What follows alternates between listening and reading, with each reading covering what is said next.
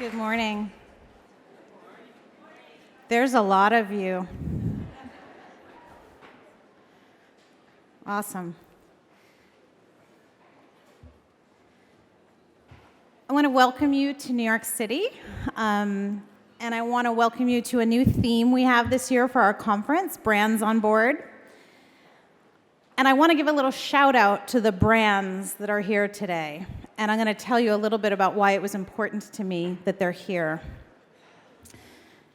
In the house, we have Airbnb, Salesforce.com, Twitter, Puma, Square, Electronic Arts, Apple, Adobe, J. Jill, eBay, Disney, Deloitte, Unilever, Adidas, Facebook, AOL, and PepsiCo.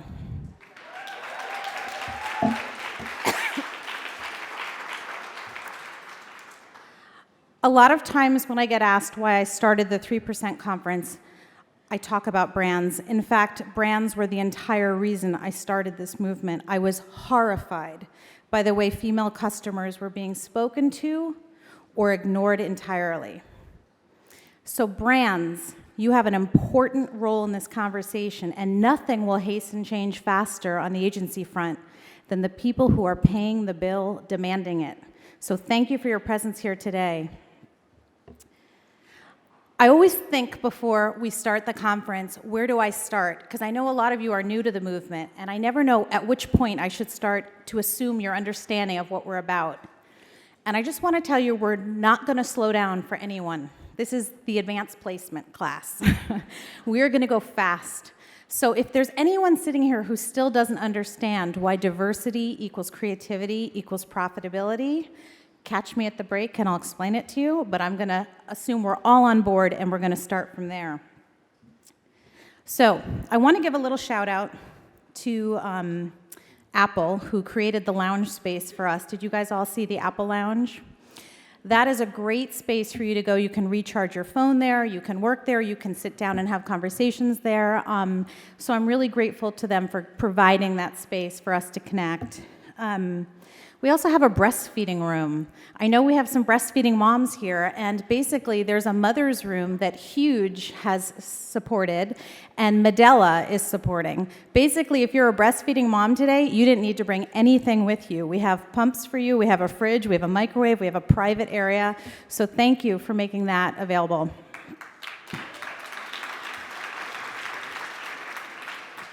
And then you'll see that we created something new this year called the Inspiration Zone, and on your chairs are a little calendar. That's a place where during different times during the conference, different people are going to be meeting in there for different conversations. You'll see the kind of topics that are going to be covered. So if there's something that interests you, make sure you drop by the Inspiration Zone during the time that's listed. I also want to tell you a little bit about our code of conduct, which we mentioned in our email, and we got a lot of support around. We are a no apology zone. The word sorry is not allowed at this conference. And I don't know how many of you saw that piece in the Washington Post recently, but they took some famous quotes from history and rewrote them the way a woman would say them in a meeting. So I'll give you an example. Give me liberty or give me death becomes, Dave, if I could, I just feel like if we really had liberty, it would be terrific, and the alternative would just be awful, you know? That's just how it strikes me, I don't know. I have a dream becomes, I'm sorry, I just had this idea. It's probably crazy, but look, just as long as we're throwing things out here, I had sort of an idea or a vision, maybe about the future. So, if you are caught saying the word sorry by yourself or by another, there is a sorry jar. You are to put $1 in the sorry jar. We are donating the proceeds to a documentary that's being made about freedom of speech for women online and basically anti-harassment policies so women can speak out publicly on the web. Yes. No apologizing, no interrupting, and I know that's challenging on the panels, but let people finish their thoughts. And lastly, never, ever do we man bash. Men are a part of the solution here. They are welcome, they are wanted, and we need to welcome the men that are here. No man bashing. Okay, so let's get on with it.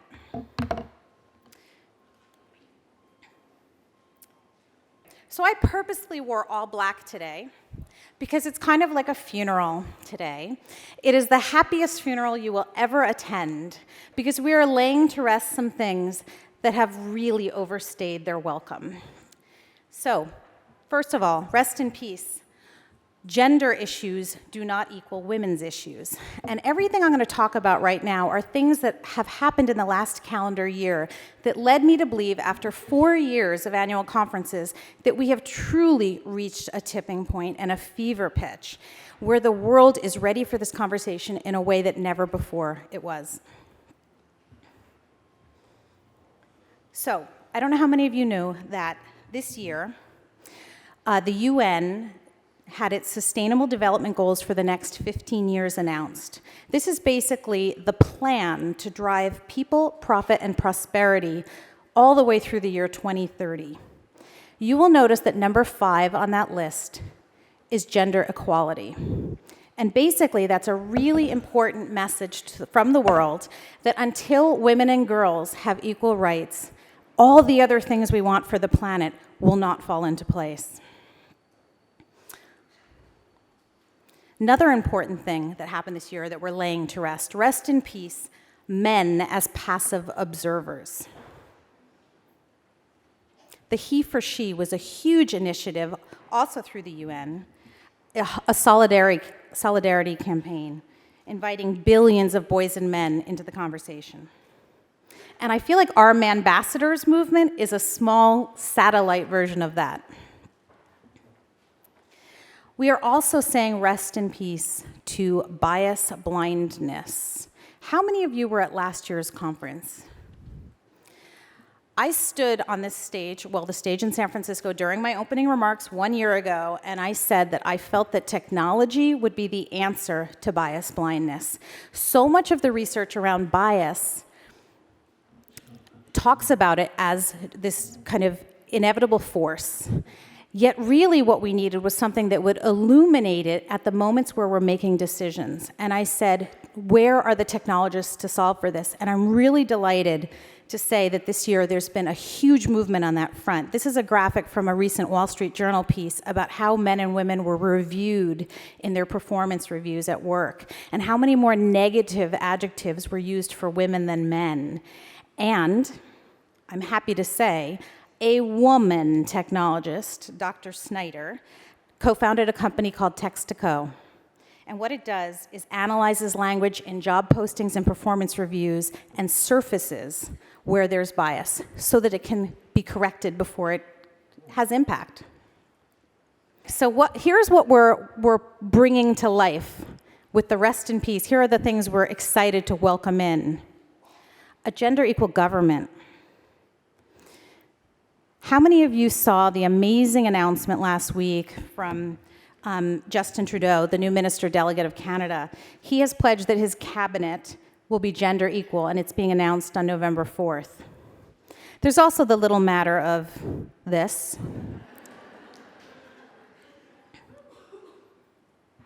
Gender equal corporations. I'm really happy to see that Salesforce is here today. It was a very bold thing that Mark Benioff did, announcing that they are doing a huge wage equity study to make sure that their men and women are paid equally. They have 16,000 employees. That's a serious undertaking. And agencies are starting to do this. I'm excited. I'll be moderating the panel this morning called We Tried That, where the Martin Agency will be telling us what they did around this very issue. How many saw what Richard Branson did this year? For those of you who didn't see, he's giving a year of parental leave for many of Virgin's employees. Gender equal entertainment. Bradley Cooper just announced that he's going to be revealing his wages for every film he stars in to make sure that his female co-stars are equally paid. Then there's Shonda Rhimes, who's just complete awesomeness. My favorite quote of the entire year was when a reporter asked Shonda Rhimes about how she was diversifying TV, and she replied, "I am not diversifying television, I am normalizing it."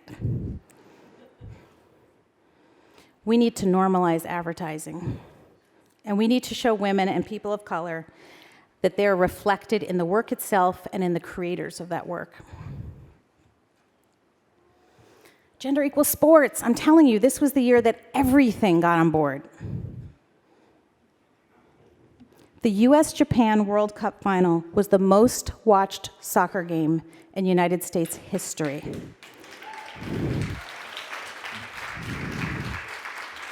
So if any of you have clients that think that female viewership or support of female athletics won't even touch where the men's are, refer them to this.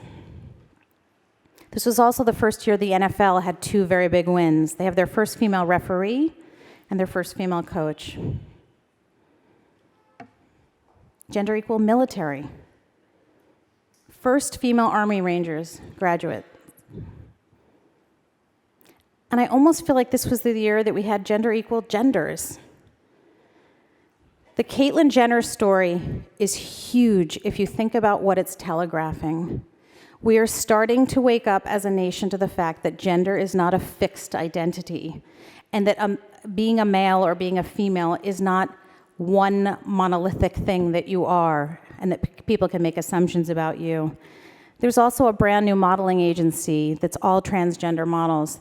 This is really important progress in the dialogue around who we are as people in a much more holistic way that is not as easy to define. I'm really excited this afternoon, our closing keynote, Chris Edwards, is going to be talking about his gender transition while working as a creative in an ad agency. Chris is a fascinating person who has amazing insight into how gender impacts being a creative in an agency setting. So basically, all of this ladders up to, this is the year that the ad world also was changed due to these factors. How many of you were in Cannes and saw Cindy Gallop present The Glass Lion? I see some hands. I was there, and it was amazing. And it was amazing to see how much work was entered from all over the world. This is also the year I want to give a shout out to Ogilvy. The Working Mothers list of best places to work had one ad agency on it. Do we have some friends from Ogilvy here in the audience? You should be very proud. I think it's the second year. And then I want to share a short video with you. A lot of you know that we had our first event overseas this year. We did a one-day conference on June 12th in London, and it was a fascinating experience for me. We had 250 people there. We had great press support, and people were clearly inspired by what is happening here in America. And the UK is, I would say, 5 to 10 years behind on this particular issue. And I was invited to come back to the UK after our event and speak to the IPA, which is basically the 4As of England. And I put on Facebook that it was a little bit like that scene from Flashdance where she's auditioning in front of all those stone-faced judges. I said without the leg warmers. But I basically just talked about 3% and what we've built. And it's been amazingly gratifying to see the ripple effects that one-day event is having. And I want to share this short video, if we could run the video now. Hi Kat, and hello 3% Conference. My name's Tom Knox. I'm the president of the IPA in the UK, which is the equivalent of the 4As with you guys. And I just want to say thank you again to you, Kat, personally, for coming over to the IPA in June and addressing our council, which got incredibly positive feedback. And one of the things I wanted to talk about in my agenda as president of the IPA, representing the whole UK ad industry, was the importance of driving gender equality in our business and in our industry. And we've made some significant steps. We're in, I think, a place not dissimilar to America, probably a little bit behind you guys. And as a result of Kat coming over and talking to the IPA, we have instituted a new benchmark survey where all IPA member agencies are submitting data that shows how they split by gender across departments and by levels of seniority. And that's going to give us a ground floor benchmark. It won't show us in perfect light because there's a lot of work to be done, but what it will do is it will motivate agencies to get up that league table, and it will also show us where we are now and give us a target to aim at in terms of getting better. So as I say, it was great to have Kat over as an inspiration for us, and I hope you guys have a marvelous conference in New York.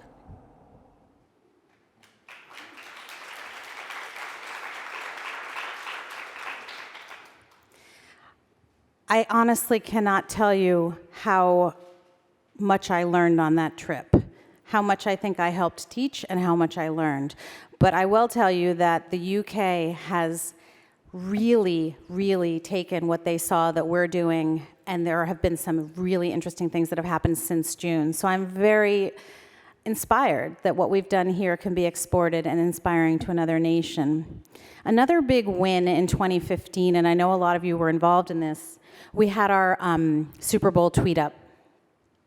And I went to DDB Chicago, and there was a crazy-ass blizzard, and we were all holed up in their tower there, tweeting and eating Skittles, and it was really, really fun.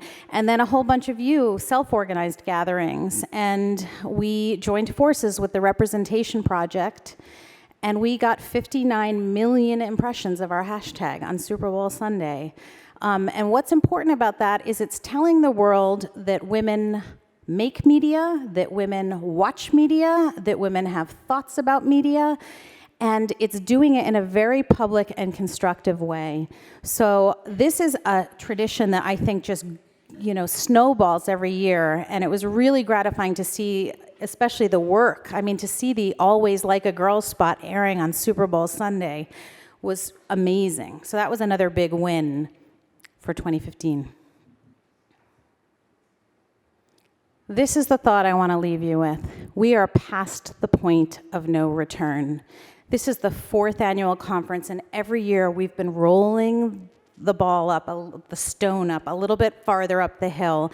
And this is the year where I can tell you with confidence, after having been to 14 US cities and London and Cannes and speaking to every agency, this is getting better, and it will not go backwards. And that is good news. And that is why this is the happiest funeral you will ever go to.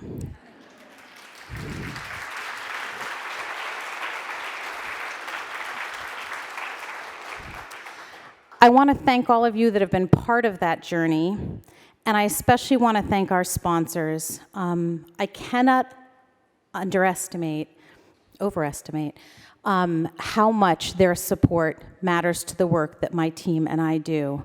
And so in closing, I want to share a little video tribute to our 2015 sponsors of the 3% Conference.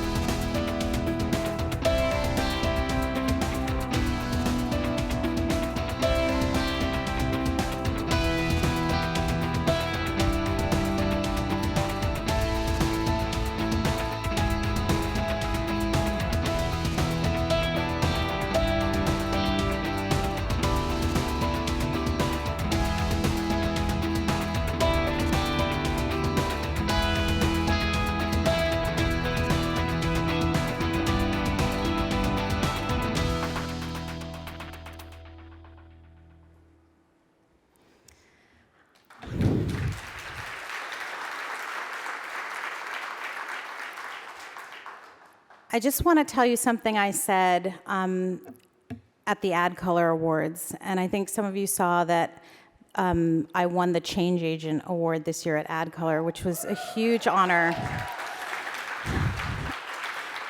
And what I said in my acceptance speech, I gave a very special call out to 11 and the 4As and Adobe, our founding partners. And what I said about Adobe and the 4As and 11 is that they stood with us when we were nothing. We had no press. We had no sizzle reel. We had me talking about a crazy idea I had. And it's very easy to stand with people when they're already in the spotlight, and it is so much more important to stand with people when they really are trying to launch something new. So please be a founding partner to someone in your agency, someone in your life, and thank you to our founding partners for being that to me and to 3%.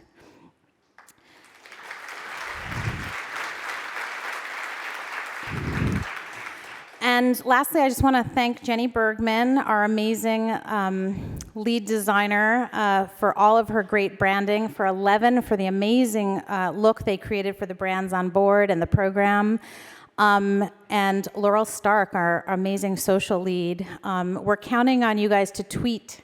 Do you see the hashtags, 3%conf and brands on board? Please tell the world what you're hearing here today. Now let's get this party started.